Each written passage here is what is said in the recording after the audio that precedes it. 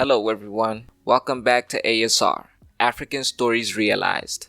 This is our final review of The Wife Season 3. Don't forget to like and subscribe, let's get into it. Episode 58 picks up with a secret meeting between Hlomu and Detective Baloyi. Baloyi gives Hlomu a new passport and money to start over a new life in Canada once the Zulu brothers are arrested. Baloyi has even organized a job for Hlomu in Canada, which is inconsistent because he refused to give Mandisa a cent early on in the season. Hlomu makes her way to the Zulu home and updates her father on her plan. Hlomu asks her father to keep Mqhele safe until after the Zulu brothers are arrested and she is able to return. Mqhele arrives and the couple sleeps together. Thereafter, Mqhele tells Hlomu that they need to break his brothers out of jail and make a run for it because Baloyi has an informant and they could be arrested at any time. Mqhele tells Hlomu that they will flee to Mauritius and join Nkosana, but Hlomu wastes no time informing Baloyi that Mqhele is onto them. Meanwhile in Rustenburg, the angry mob goes back and forth with the chief as he angers them further instead of mitigating the situation. Mqhele then decides to defy the chief by letting Naledi know that her father has replaced her prenatal supplements with poison that'll kill her baby if she continues to take it. Mqhele also informs the princesses that he suspects their father killed the seer and as a result has begun to lose his mind.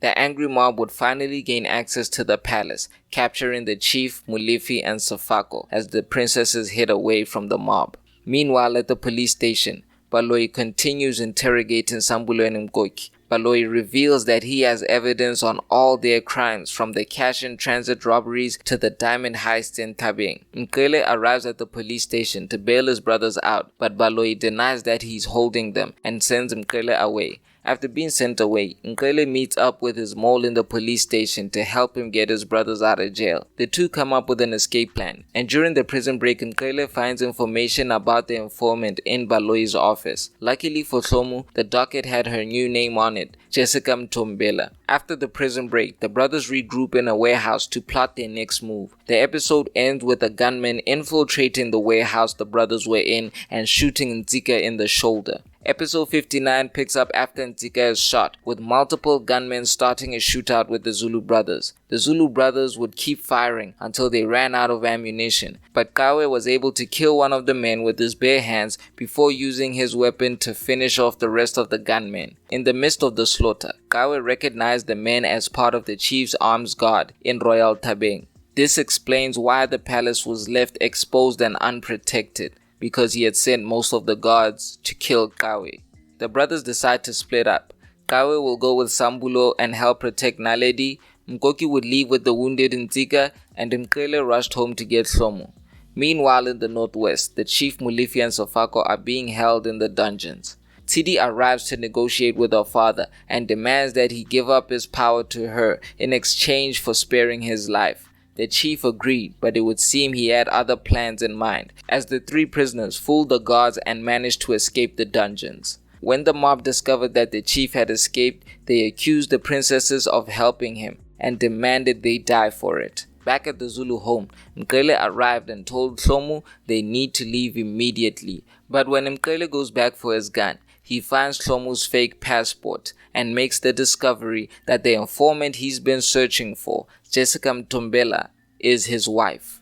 Episode 60 picks up in the northwest, with Naledi and Tidi in danger as the angry mob thirsts for Muntu blood. Luckily for them, Kawe and Sambulo arrive in the nick of time. Kawe promises the angry mob that he will find the chief and bring him back. Meanwhile, Mqhele calls his mole in the police station and tells him to get rid of any evidence Baloyi has on his family, but the mole is caught in the process.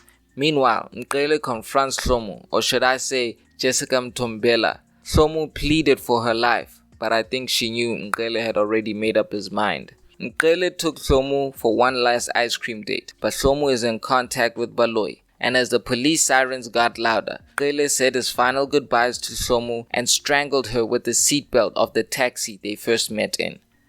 After that, Mqhele then smoked one last cigarette, picked up his gun before dying at the hands of police.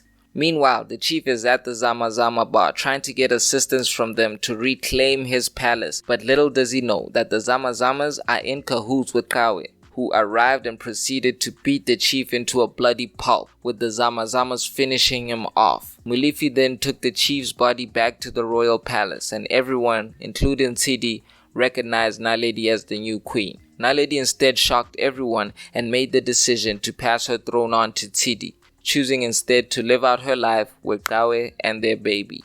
The episode ends with Gawe and Naledi finally getting married on a beach in the Mauritius. Nkosana joins the remaining Zulu family members as they hold a memorial for those that they've lost. That was a very anticlimactic finale, and I'm kind of disappointed with the execution of the episodes, especially considering how good the last few weeks have been. But it is what it is. 5 a.m. gang, it's been a pleasure doing these reviews with you. I appreciate the support you've given the channel. Till we meet again, this is ASR, for the love of African filmmaking and storytelling.